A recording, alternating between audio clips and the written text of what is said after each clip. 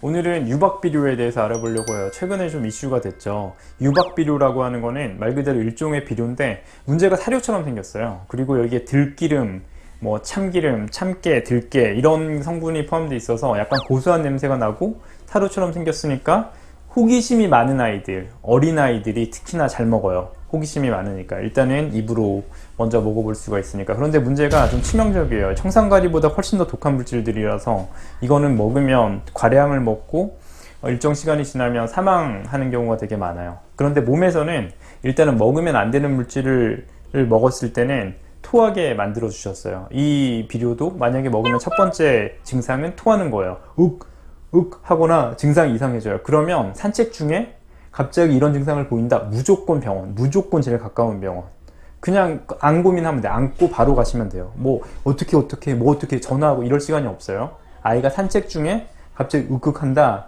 비료를 먹었거나 먹으면 안 되는 거 먹었거나 여하튼 안 좋은 상황이라서 황금 시간이 있어요. 무조건 병원에 가셔야 돼요.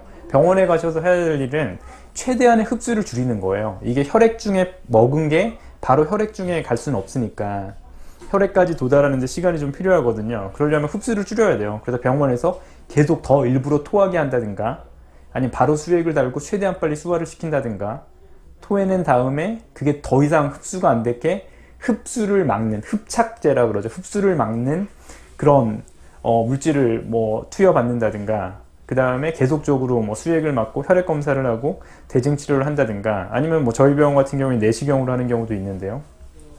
그래서 여하튼 산책 중에 아이가 이렇게 뭔가 불편해하는 자세가 보인다. 그러면 무조건 일단 응급실로 제일 가까운 병원으로 무조건 가는 게 응급이고 거기서 뭐 어떻게 이런 홈케어 아니면 직접 돌봄 이런 거는 아예 생각을 안 하시는 게 좋아요.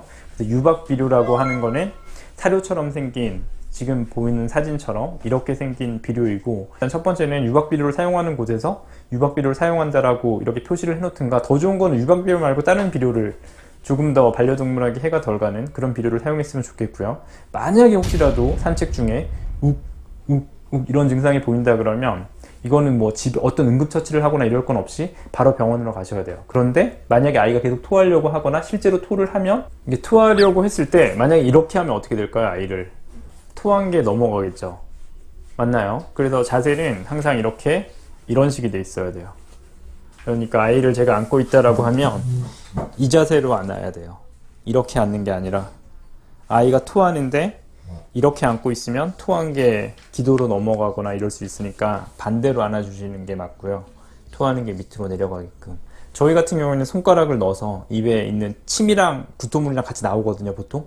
그걸 다 이렇게 긁어내고 있어요, 혈안으로. 괜찮아요. 용기를 내셔서 일단 넣으세요.